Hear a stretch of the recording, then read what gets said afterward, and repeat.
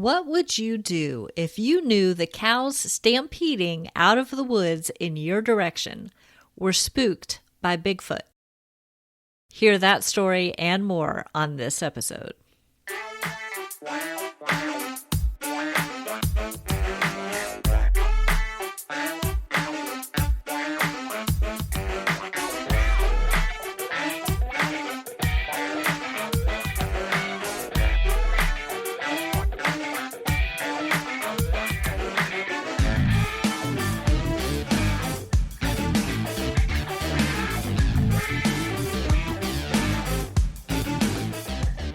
Welcome to the Peep Podcast. I'm your host, Nicole Maroc, and I'm grateful you're here. The two big ideas behind the Peep Podcast are to show that the paranormal is more normal than most people think, and to connect the science to the sci, including ESP, hauntings, and cryptozoology. In this episode, you'll meet author and Bigfoot researcher Kev LeStarge. But first, I have a few quick updates. If you're listening the day this publishes, April 22nd, 2026, and you're local to the Triangle area of North Carolina, come out and see me on Saturday. I'll be selling my books at 5 Points Fest in Youngsville on Saturday from 12 to 4. There will be many other authors and other creative types, plus at least one food truck, coffee, and more. Plan to come early rather than late because Saturday afternoon is bringing our best chance of rain in a long time. The later it gets in the day, the better the chance will be. So I'm not praying for sunshine all day, but I am praying for a few nice hours to hang out at 5 Points Fest with some cool people. Also, my last episode was about my investigations at the fairy plantation, and now I have a fairy-related update. On Saturday, August 15th, I will be a vendor at Fairy Plantation Paracon. That's in Virginia Beach, Virginia, and I'll share more details as they are available, but I'm telling you now so you can save the date. One last thing. Since our last episode, my novel, Daughter of the Mystic Moon, won third place in the BookFest 2026's category of fantasy, action, and adventure. I am just excited and grateful for the recognition. So I have to say thank you to my listeners, readers, and encouragers from the bottom of my heart.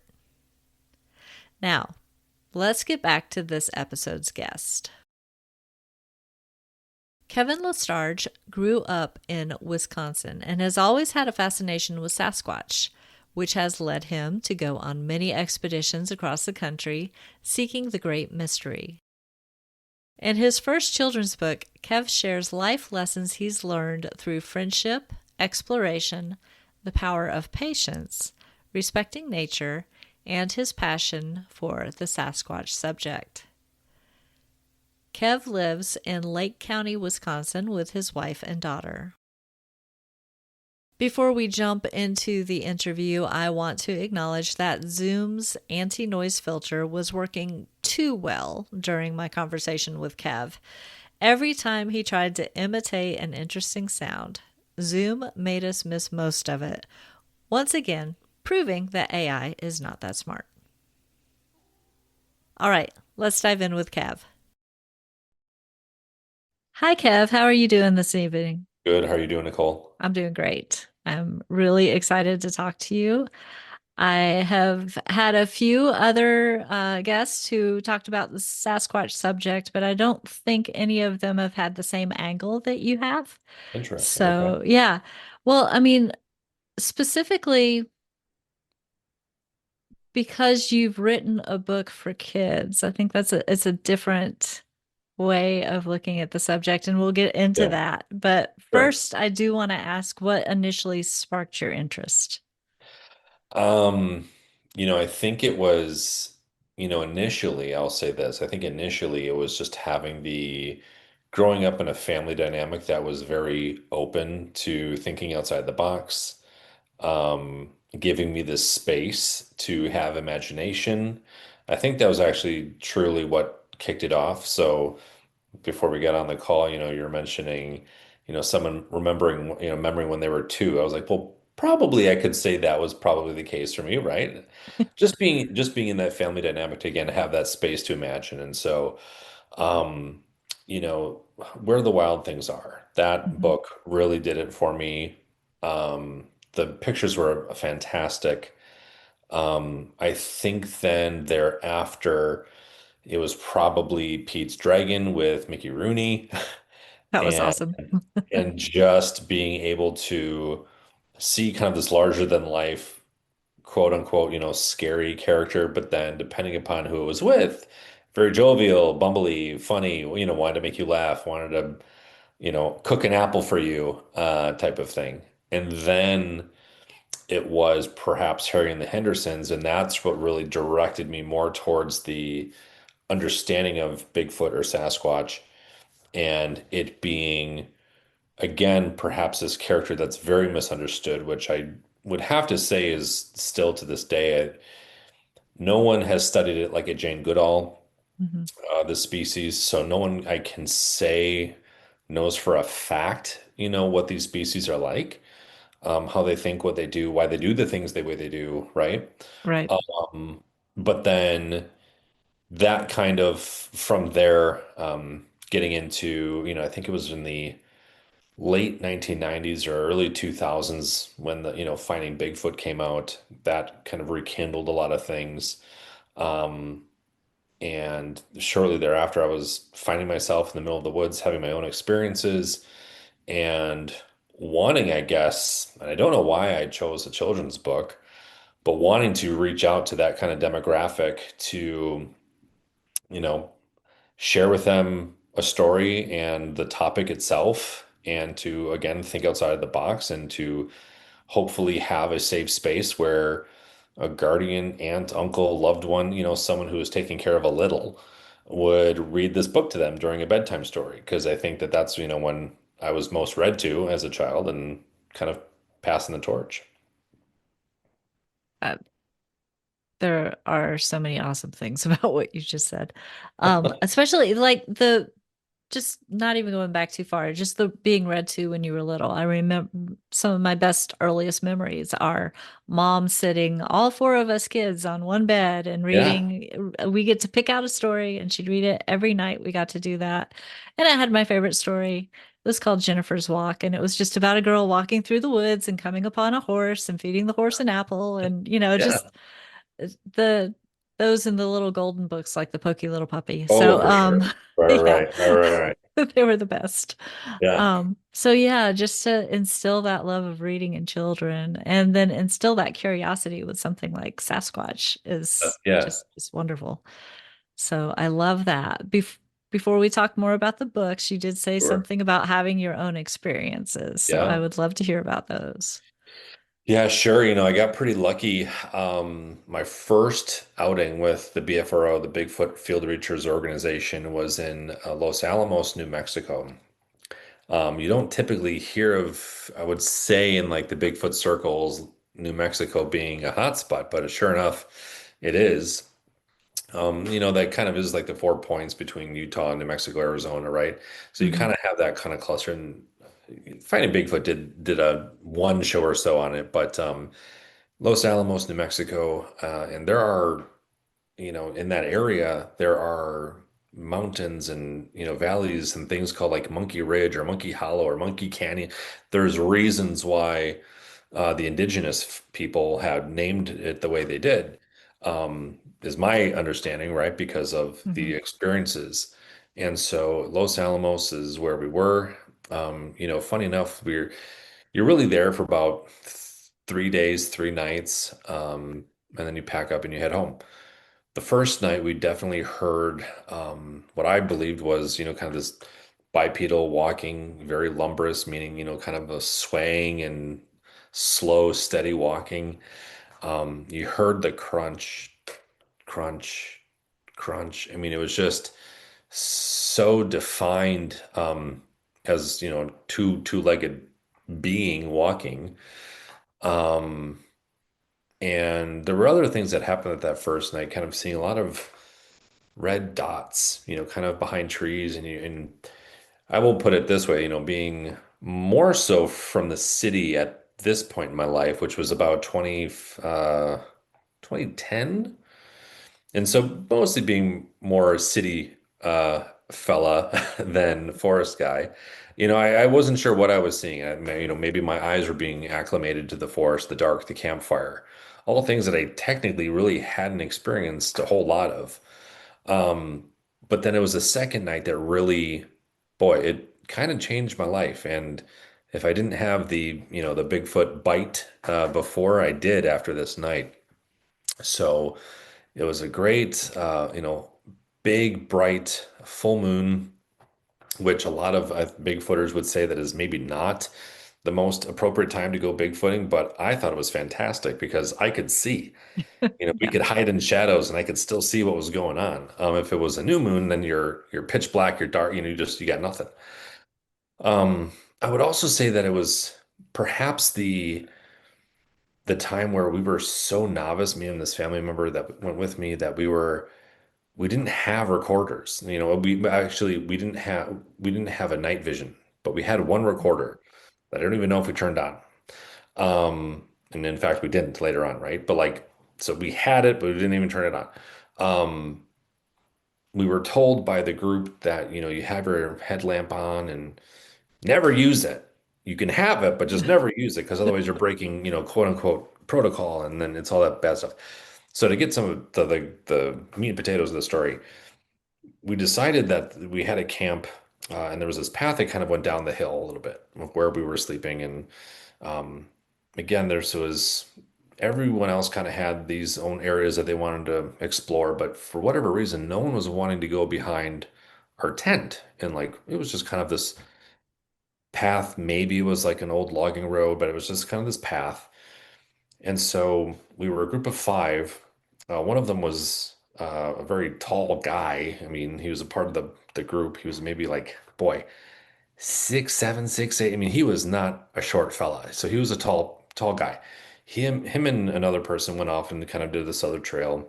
So it was me and a family member and another person. We were kind of stopping and starting in the shadows. I just had the idea of, let's just start and stop in the shadows every 30 feet, 30 yards. Let's just kind of see what happens, because that's a different rhythm to Mhm. perhaps what these creatures are used to, which is someone just kind of keep walking and bother you. Well, as we kind of did stop in one of these shadows, a pebble had trickled down one of the ravines, kind of hill lines there. And mind you, Nicole, this was a very still night. So still, which is always kind of what I say in the story, where you could hear your pulse beating in your ears, Yeah. right? It was that quiet. No mosquitoes, no flies, no bugs, no nothing. But yet this pebble, right, or this mud ball kind of trickles down. We looked over and kind of, slowly pointed, kind of talked to everyone here. And yeah, was that your 6 o'clock? Yeah, it might have been at my six. Okay, let's keep going. Well, this is where maybe we took another 15, 20 steps, something like that. And we had this very deep, guttural growl from, the belly of what I believe was this creature. And so deep in its base where it actually kind of shook your shirt a little bit off your chest. Like you could feel the vibration. Whoa. And I mean, I'm happy to reenact it if you're open to that. But it was this case where we heard this kind of,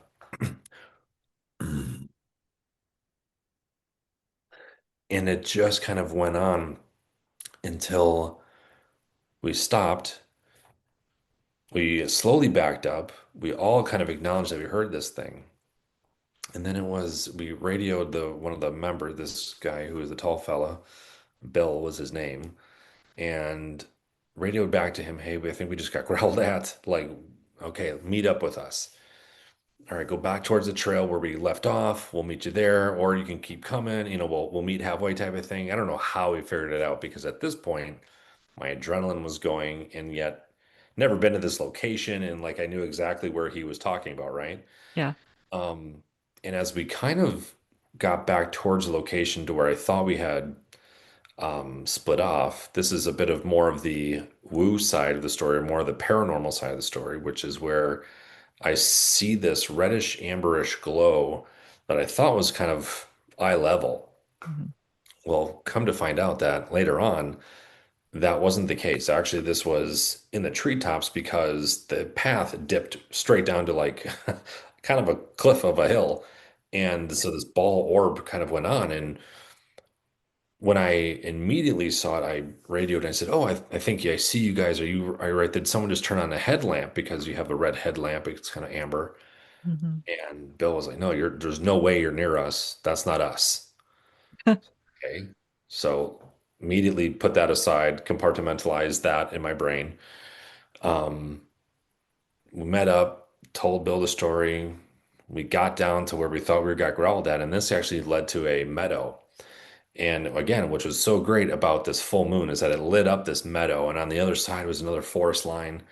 And boy, I always kind of kick myself, Nicole, because had we just gone maybe 20 yards further, maybe 30 yards further from where we gotten growled at, we could possibly have seen this thing walk itself across this meadow. Oh man. I know, right? Well, we got to this meadow and we're about halfway through, and Bill stops us. He goes, "Okay, listen, I got to tell you something." I'm like, "Oh God, here it is." What are you about to say? He goes, "Now, if this thing bluff charges us like a gorilla, in the Hmm. forest in Africa, like you just sit down, you don't look at it in the eyes, you just, don't acknowledge it." So two things ran past my brain as soon as he said that. One, you're telling me that this is truly a real creature. And two, that I'm supposed to just acknowledge and not run, you know, do a scream, do nothing, but just sit down and be like, "Yep, this is all right. Everything's going to be fine." So we all kind of gave this verbal, signed our life away verbally. We got to the other edge of this forest, and Bill takes out this kind of like this wood knocker, and he hits it twice. Nothing happened. But then as we literally go another, 15 or so feet or, kind of into this forest, sure enough, we hear this tree getting crack, snap, pop, crack, snap, pop, and now the leaves and the leaf litter and the twigs are just kind of hitting other trees. And as soon as that happened, we could finally hear like the whoosh of the tree. There was this massive rumble, and I didn't know what was going on. And it was at this time where all of a sudden I could see these shadows, shadow after shadow after shadow after shadow, in like the tree line with the moon and everything. And that was a group of what I would say is about 30 to 35 un um, unattended mountain cattle that came out of the forest that we had just gotten into, was now stampeding down the meadow we had just crossed. Oh my gosh. To this point, and I always kind of share this part of the story because it's important. I'm gonna be very vulnerable and say, yes, I did reach back for that family member, and I was like, "I told you I loved you recently, right?" Like that was kind of my initial thought. Like, I think this is it. I wasn't prepared. And so this mountain cattle rushes out, big ones, small ones, like all just not mooing per se, but just hauling tail literally out of there.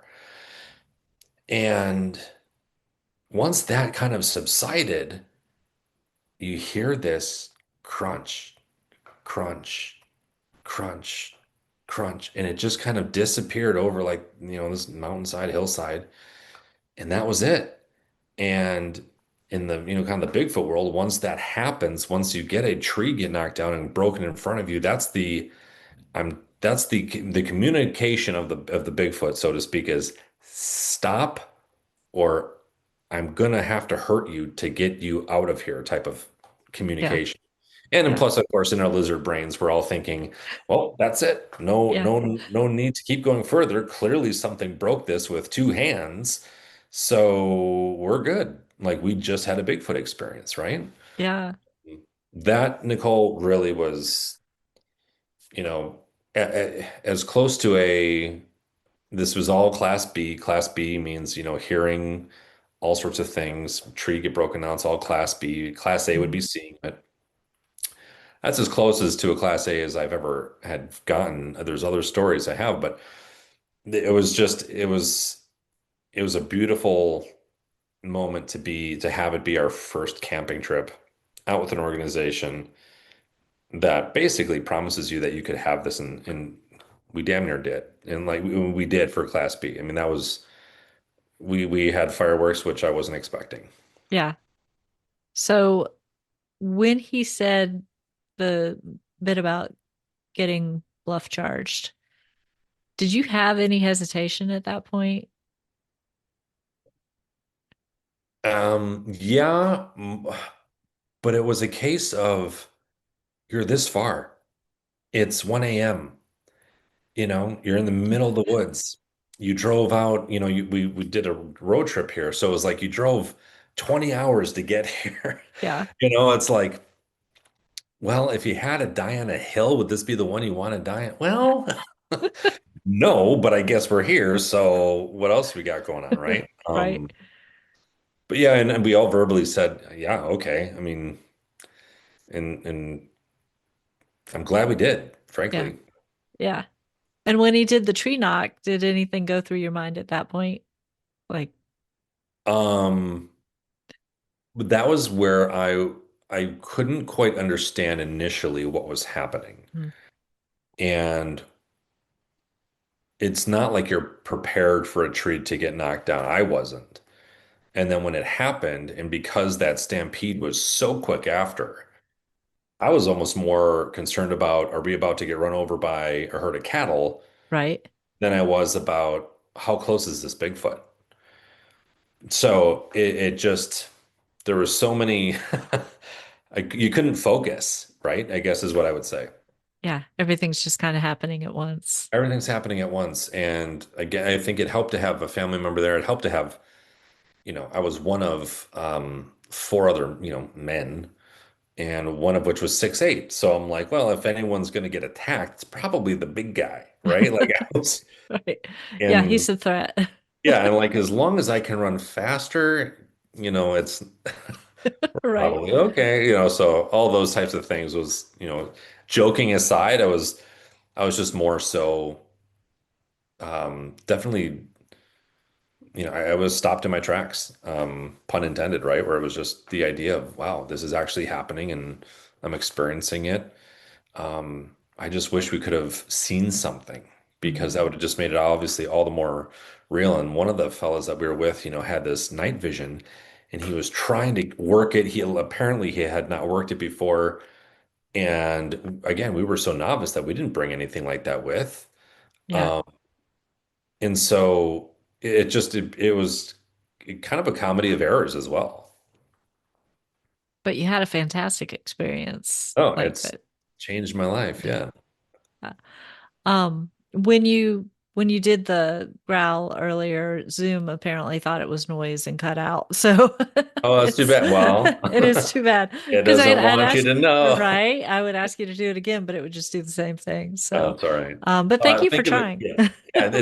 Just think of it as a low growl, get real bass in your Mhm. chest, and anyone at home can do it, just not as deep as this thing did. Yeah.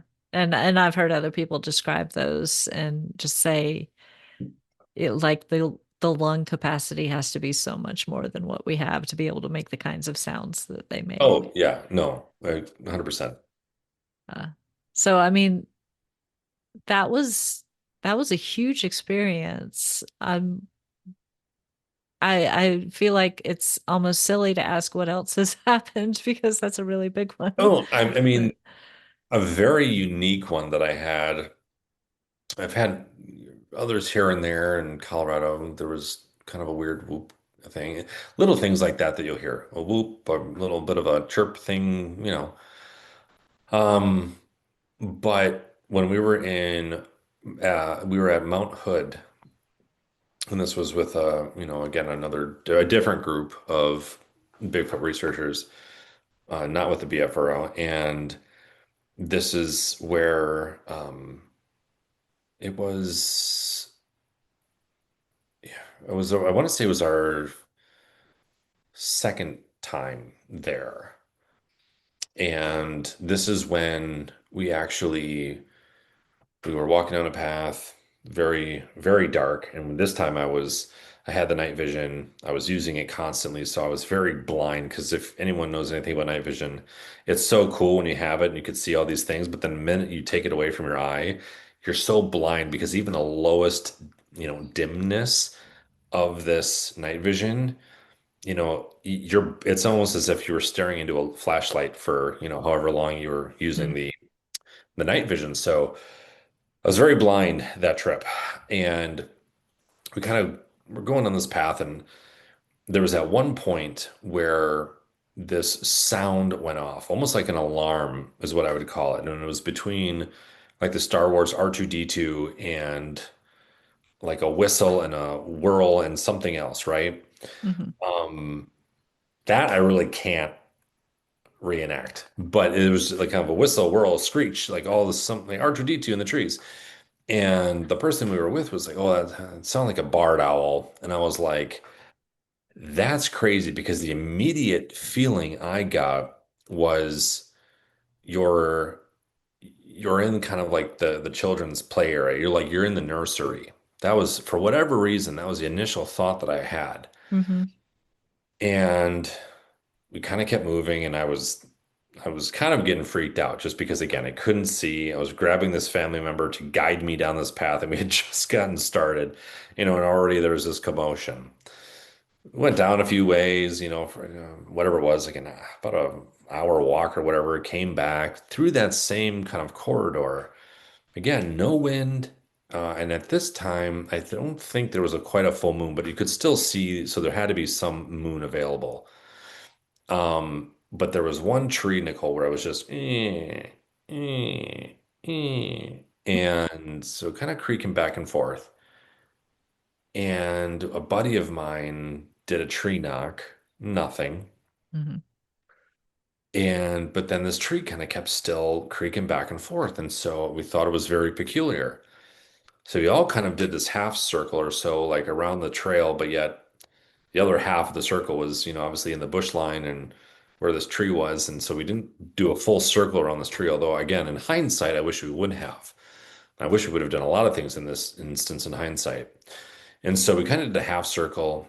And I again had my audio recording with special mics and furs around the mic, so it had no wind and all that. And funny enough, what I heard was raspberries being blown, or kind of like a baby does. Hmm. And it was, again, not expecting that, to the point where I said it's blowing bubbles. What I meant to say, and obviously, it was blowing raspberries, blowing bubbles. Yeah. And the people were like, "Okay, well, what do you mean?" I was like, There it is, like it's blowing bubbles." Did it again, and the one of the family members I was with was, kind of saw this heat, you know, blob in the tree. And of course, when you're doing night vision in the tree line, the trees actually have all of that heat insulated within like the needles. And so there's a lot of blobs happening, but this seemed to Hmm. kind of be morphing and kind of going higher up into the tree. And so I was under the impression that this is the nursery. What my feeling was before was that we were actually in a nursery. That was a call. That wasn't a barred owl per se. And like, there's a baby Bigfoot up here. And once I kind of was putting all these things in my mind, that's when I said, "Oh boy, where's the big sister or brother? Where's Hmm. the mom? Where's the dad?" And so all of these things. And so I immediately started kind of looking around, and, I stopped panning up with my night vision, and immediately started going eye level to be like, okay, we're about to get, bombarded by, rocks or whatever. Like, I wasn't quite sure what was going to happen. And it just so happened, though, that one of the people that we were with had a bunch of baby toys. She had a rattle. She had like the squeaky toy. She had all these things. And I was like, what are the odds that you would have these baby toys with you? And so we actually left her there, and we walked about 100 or so yards away.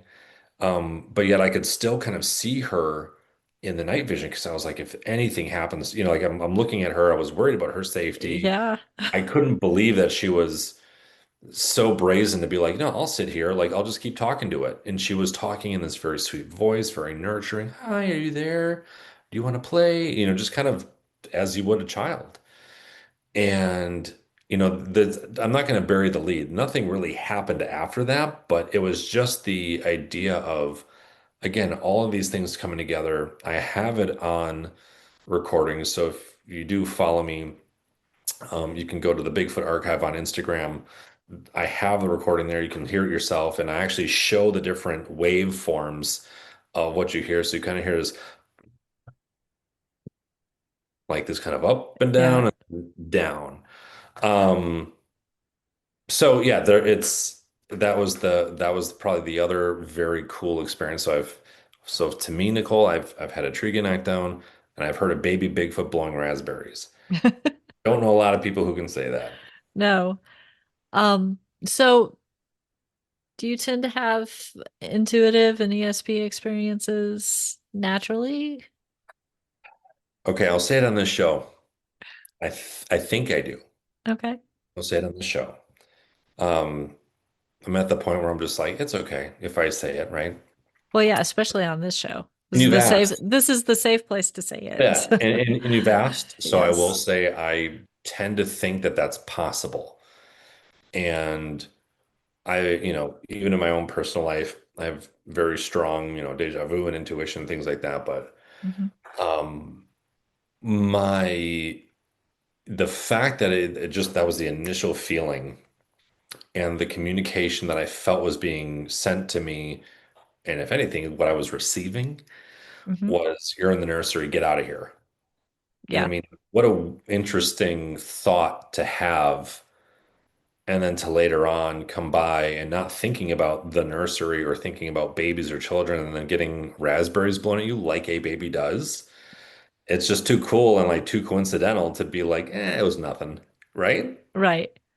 Right. And as I am an intuitive, so that's why when you said I got this, I understood what you mean because you didn't actually get, or I'm interpreting that as you didn't actually get words, but that was the feeling that you got. Like, or Yeah. did you get the words? Okay. No, I got again, this was like a whistle whir, like, blue, blue, blue, blue, and like just crazy noise, which I'm like, I don't, again, I've never heard a barred owl, so maybe, but to get then the feeling of kids, babies, get out, Hmm. like that to me and like nursery stuck in my head very quickly. And so that was like, oh, uh-oh, like there's kids here. We got to get out of here. Like Yeah. that's a very interesting thought, isn't it? Yes. Yes. And Um, I would say when you get something that strong and that random, especially, like you would not be expecting that at all. That you're getting it intuitively and you should listen to it like you did. oh yeah, and we did, and we technically we did leave. We also came back, and then we kind of instigated, at least one of the members did, by doing a tree knock. And I mean, again, I go back to as we probably have a babysitter, there had to be a babysitter around. Hmm. And to me, that's again the instinct of older sibling making an alarm sound to the baby and possibly to like the mom or the dad who was around, maybe or maybe not around. Hmm. But that's also kind of what I was getting is older sibling, nursery, get out. Yeah. So, Yeah. That is really cool. um, I've never heard one like that before. no, it's cool that I have it. Again, you can hear it. But there's been other instances where they call it. Some people might call it zapping, or there's the idea that the Sasquatch or Bigfoot can actually communicate with humans. Um, you know, it's hard, and it's even hard for me to acknowledge candidly because my brain, I think, wants to rely on the science and the proving of something Hmm.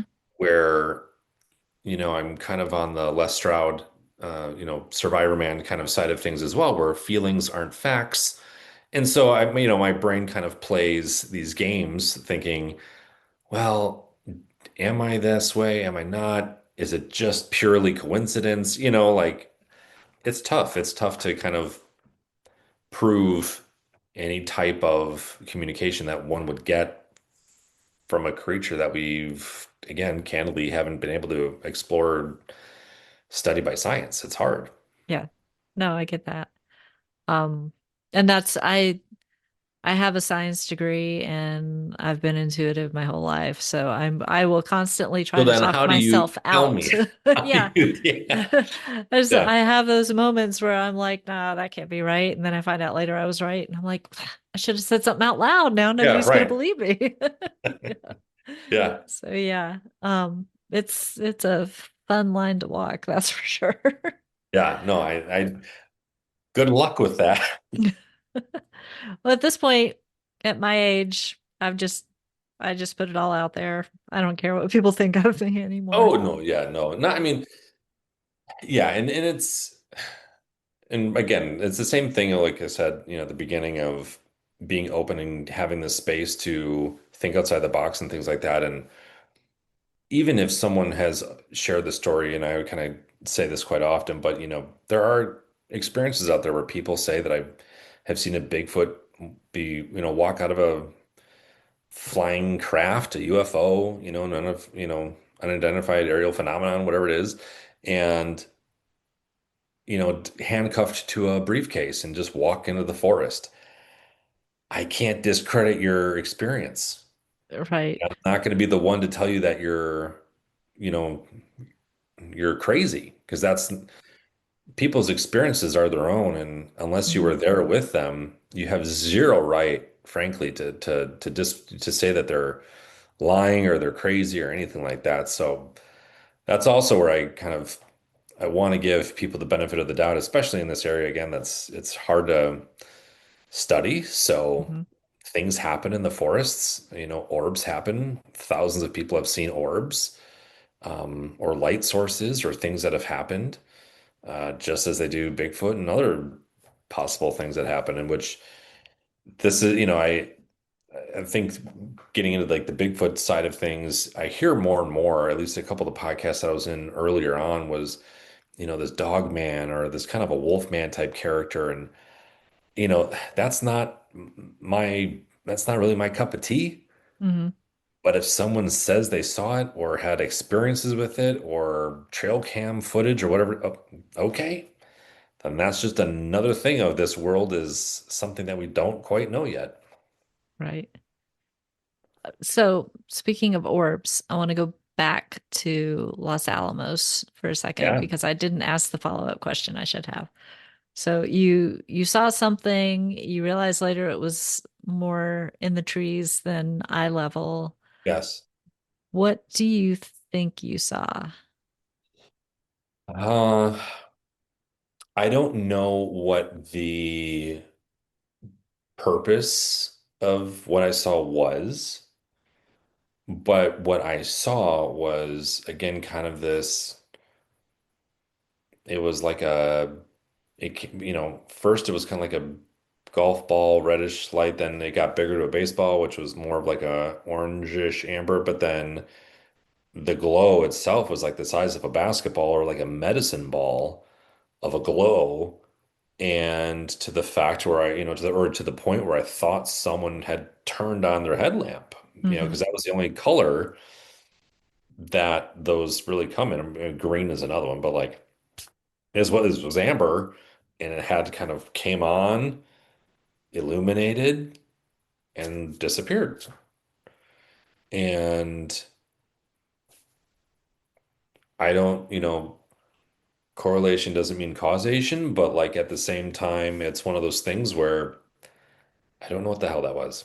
Yeah. And I don't know why it was there, and I don't know why we heard a Bigfoot growl, and I don't know why, like, but I would say that, the only other time I had seen something like that was in Texas, and we were actually in the Sam Houston National Park area. Um, the one in Los Alamos was very round, whereas the one that we saw, or the one that I saw, and I have this on recording, I vocally say, like, I was like, is that a Cadillac or something like that? But it was the size of like a 1992 Cadillac tail light. I mean, one of those really long ones. Yeah. And it was kind of this pinkish reddish light, but it was just very long. Again, it kind of went on and then went off. Um, no one was there. And this was now more, we walked to that spot. So this was now more at human level. But that first one in Los Alamos, that was maybe 20 feet up in a tree, you know, no way anyone would have been up on a tree. Yeah. And that is it's really interesting because I think Stan Gordon talks about it more than anybody else, but the people witnessing orbs like that in the same time frame as having a Bigfoot experience, or, Yeah. within days having reports of Bigfoot and orbs in the same area, like the same location. Hmm. So it is really interesting. But again, like is it just a bunch of coincidences? Or is it actually somehow connected? Nobody knows. Yeah. Well, so have you had any of those experiences? Um, I have seen orbs, but I have not seen or had a bit, well, I've not had a Bigfoot experience that I knew was a Bigfoot experience. So I used to hike by myself, Oh, and I went up to Medoc Mountain, which is about an hour northeast of Raleigh. And okay. I actually live closer to there now. So I want to spend more time up there. But this was, I don't know, like 12 years ago. It was a Sunday afternoon. It was in November, but it was warm. And I decided that since I was already kind of nearby for something else, I would go to the state park and hike because I heard it was a good place to hike. So I got there. There was not a single car in the parking lot on a beautiful Sunday afternoon. And this place is relatively popular. It's not too far from Raleigh. And I was like, cool, got the place to myself. I get outside of my car, I walk, go use the restroom. There's a little picnic pavilion, look around, look at the map. The closer I got to the woods, the feeling I got was that I needed to get back in my car and leave. Hmm. And I stood there and I kind of wandered around the pavilion for 5 or 10 minutes. I felt like I was being watched, but I couldn't see anybody. There were no cars. Like I just had this really bad feeling that I Yeah. just needed to go. And so I left. Yeah. And then a few years ago, I found out that at least in the last 10 years or so, that's become a hotspot for Bigfoot sightings, and people have Okay. found prints up there. So Yeah. I Okay. don't know, it could have been a serial killer hanging out in the woods, but there was something there that was giving me that, Yeah. you know, just gut feeling that I did not need to be there that day. Right. And I think that feeling is, again, something that they can communicate. Again, people call it zapping or whether it's intuition or channeling or something to this to effect. Or, this kind of the thing that, tigers have, right? Where there's this, what do they call that again? Um, Like the infrasound. Infrasound. Thank you so much. Yeah, It's a Monday. it is. And so, infrasound, right? Where there's this kind of tone where it makes you queasy and people faint, people get sick. There to that point, there was a time when we were in Gifford Pinchot in Washington, and we were only there for one night, and we actually kind of had left out some blueberries. And at this time, I was really tapping in again.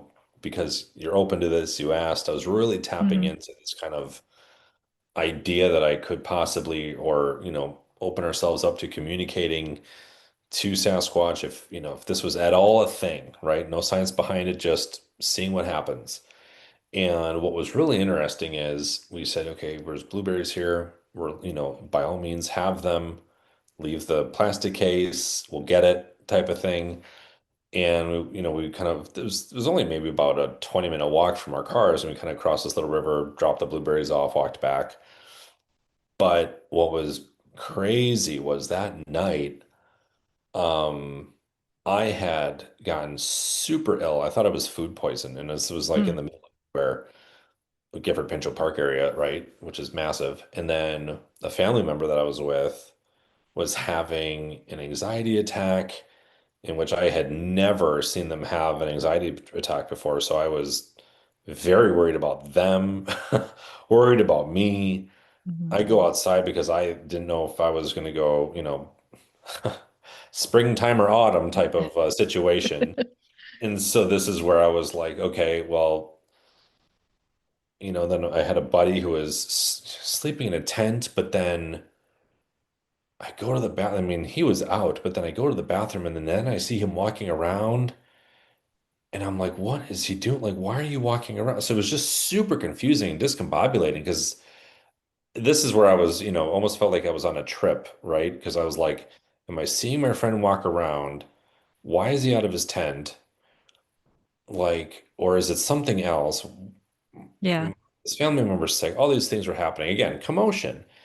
And I kind of, in hindsight, was wondering if we, especially me and my family member, weren't getting some type of a treatment to because we were awake or whatever to like, we're going to discombobulate them.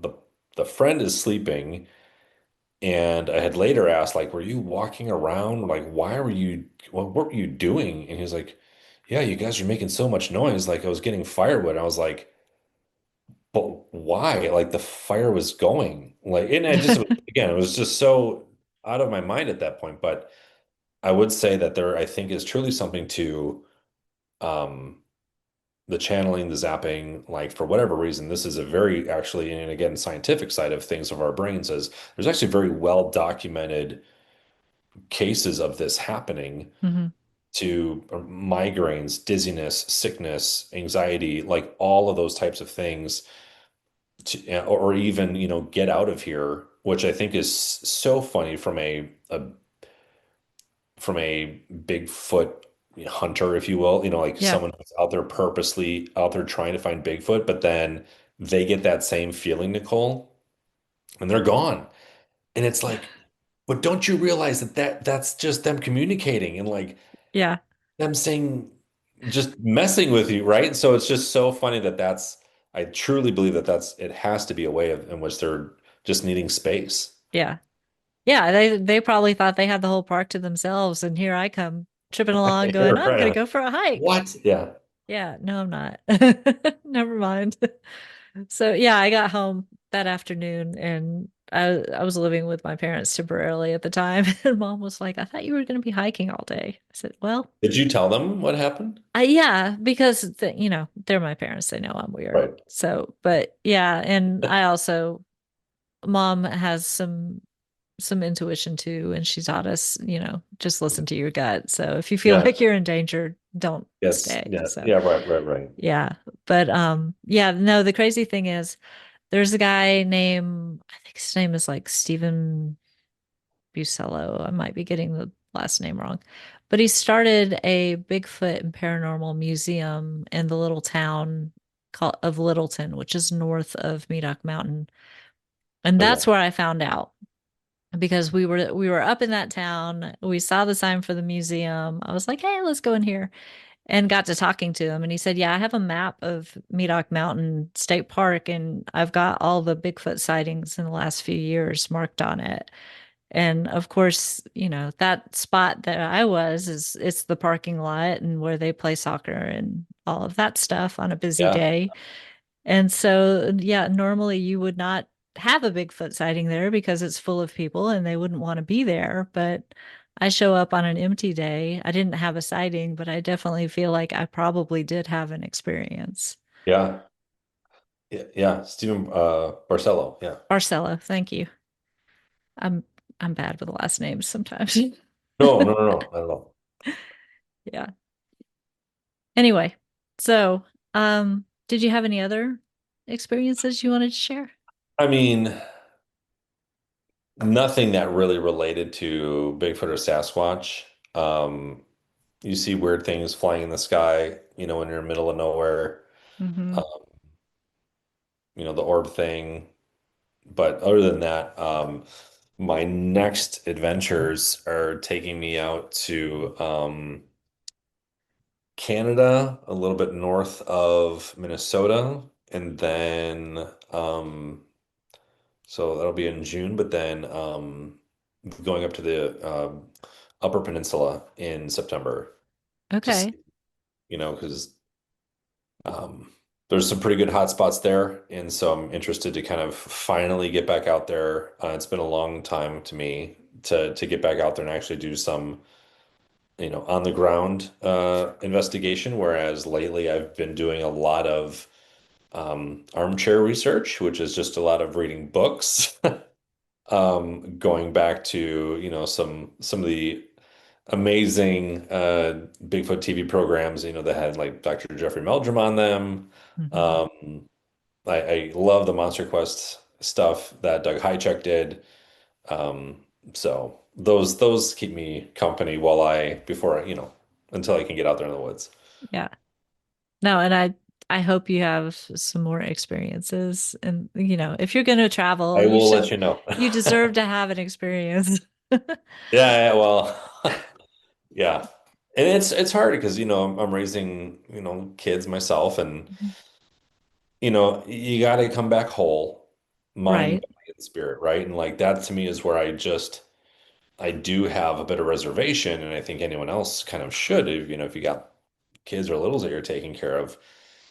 For me, I just want to make sure that it's not going to mess with me psychologically. I'm not even worried about physically. I'm more worried about the psychological part because there are people who almost have PTSD, who do have Hmm. PTSD after seeing something. I mean, you hear of these hunters who have been going to the same spot for 30, 40, maybe even 50 years, then they finally have an experience and they can't go back to that same spot because it ruins them.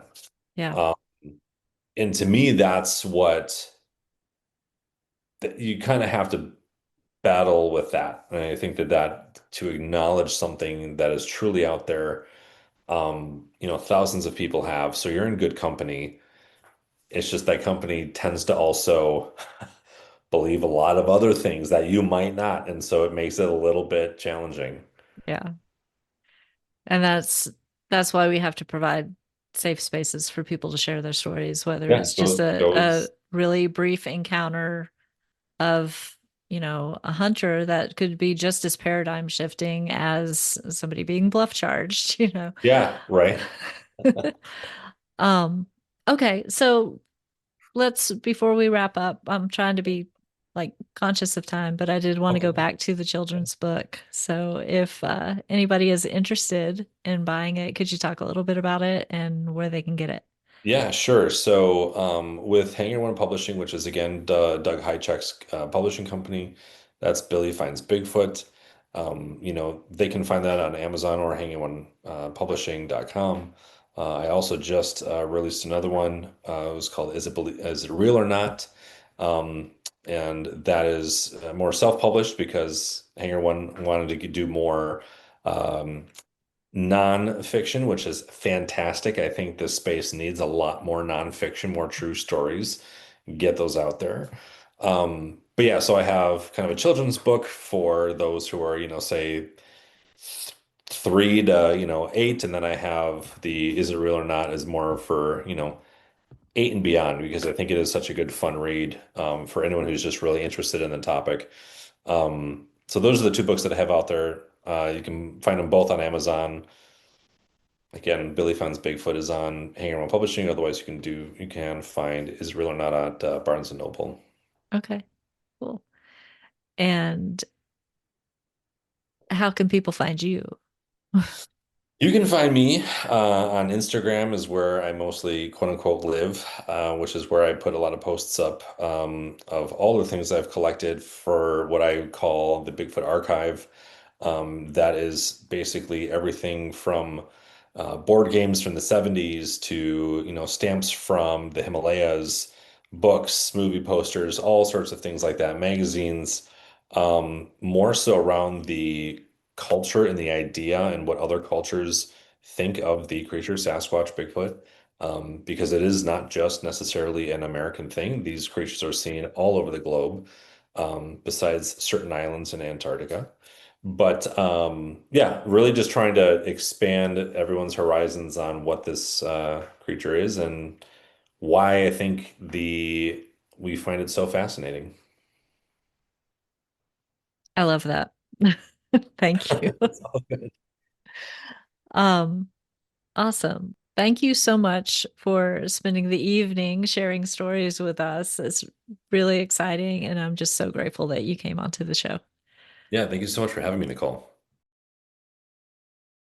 Thanks again to Kev for sharing his experiences, and thank you for listening.